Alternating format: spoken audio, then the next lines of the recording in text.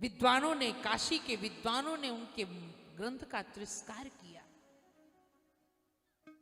पर जब काशी विश्वनाथ के पावन मंदिर में तुलसी दास जी की कृत तुलसी कृत रामचरितमानस को जब भगवान विश्वनाथ की भवन में रखा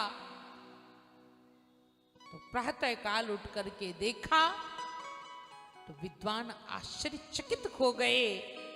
भगवान विश्वनाथ ने स्वयं रामचरितमानस पर हस्ताक्षर कर दिए, सत्यम शिवम और सुंदरम। स्वयं भगवान विश्वनाथ जी ने। इसलिए तो बाबा विश्वनाथ अनाथों के नाथ हैं। जहां हर हर महादेव का नारा लगता है और जो एक बार काशी चला जाए फिर बार बार जाने की इच्छा रखता है। बाबा विश्वनाथ की पावन नगरी में इस रामचरितमानस का प्राकट्य हुआ। वक्ता है तुलसीदास, श्रोता किसी और को नहीं, स्वयं मां गंगा। या हम कहें कि संतों को स्वयं तुलसीदास जी का मन ही श्रोता था। संतों के समक्ष रामचरितमानस को सुनाया।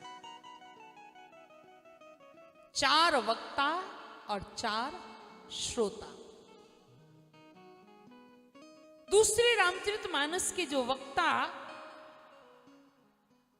प्रथम तो तुलसीदास जी को हमने इसलिए रखा क्योंकि उनकी रामचरितमानस की कथा हम लोग सुन रहे हैं। वास्तव में इस राम कथा का प्रथम दर्शन तीर्थराज प्रयाग में होता है। प्रयागराज,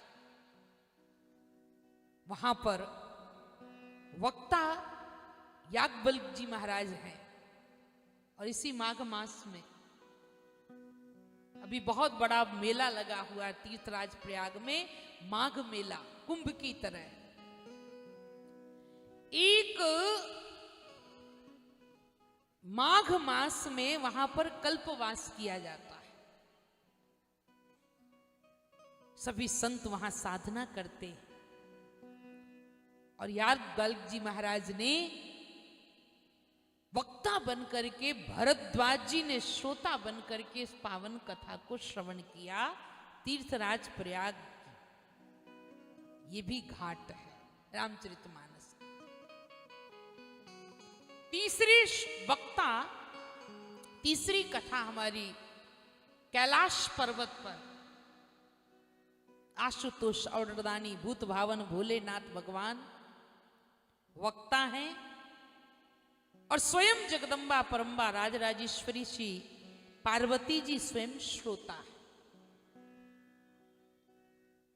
चौथी कथा रामचरितमानस की जो हुई, रामायण भगवान राम की नीलगिरी पर्वत पर हुई। और उस नीलगिरी पर्वत पर कागभूषुंडी जी महाराज ने इस पावन कथा को गरुण जी महाराज को श्रवण कराया। कागभूषुंडी जी ने कही और गरुण जी ने इस कथा को श्रवण किया। 4 घाट के 4 वक्ता और 4 श्रोता। रामचरित भागवत तो तोता ने गाई। भागवत तोते के मुख से,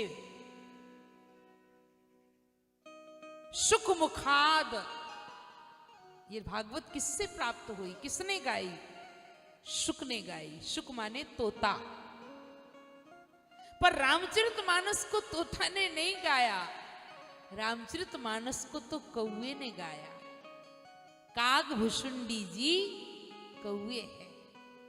आप देखें, काग, वैसे तो काग की वाणी कोई सुनना नहीं चाहता है, परंतु जब रामचरितमानस में कोयल की वाणी बड़ी मीठी होती है, दोनों एक समान होते। काक होए पिक बकऊ मराला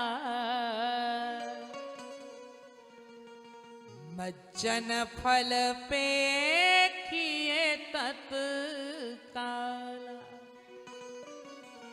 काग होए पिक, पिक किसको कहते हैं? कोयल को।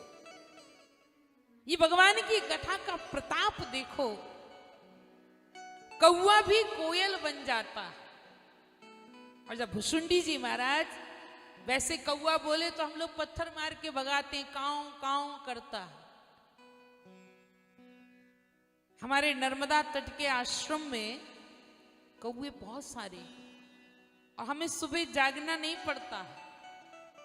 वो कौवे खुद आकर हमारे कांच पर टुक टुक टुक टुक टुक मारते हैं और काऊ काऊ उठ जाओ जाग जाओ, और बहुत प्रेम से रहते हैं। ऐसे रोटी दो तो खुद आकर उठाकर ले जाते, डरते भी नहीं। तो कौवा कोयल की तरह बोलता है। और जब वैसे तो कौवे की वाणी कोई नहीं सुनता है, पर रामचरितमानस में जब कागभूषुंडी जी कथा कर रहे हैं तो गोस्वामी जी कहते हैं उनकी वाणी कैसी है। मधुर बचन बोले तब कागा। कौआ कैसे बोल रहे हैं? मधुर बचन, वाणी में माधुरता है, माधुर्य है। मधुर बचन बोले तब कागा। ये काग जो है ना साधारण नहीं है।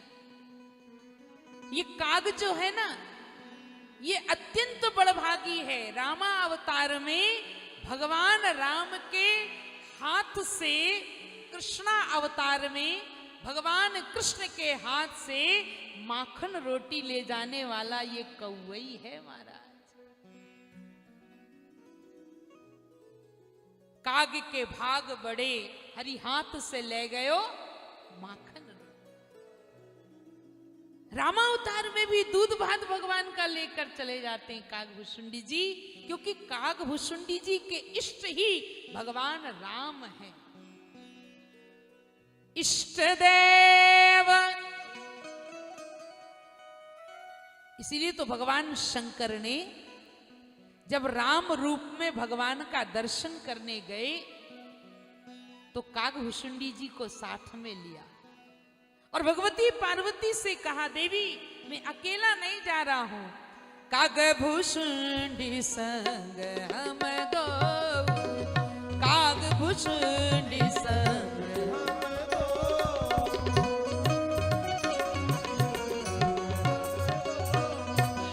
कागभूषुंडी संग हम दो,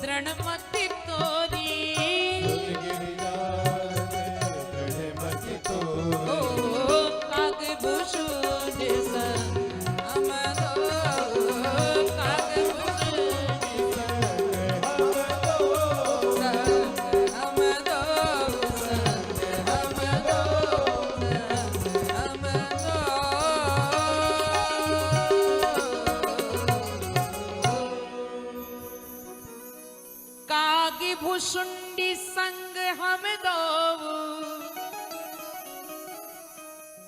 तभी तो भगवान शंकर भुसुंडी जी को साथ ले गए, क्योंकि शिव जी के इष्ट भी राम हैं। कौन से राम? राजा राम नहीं, दूल्हा राम नहीं, बनवासी राम नहीं, शंकर जी के इष्ट वही राम हैं जो मेरे राम लला राम मंदिर में विराजमान हुए।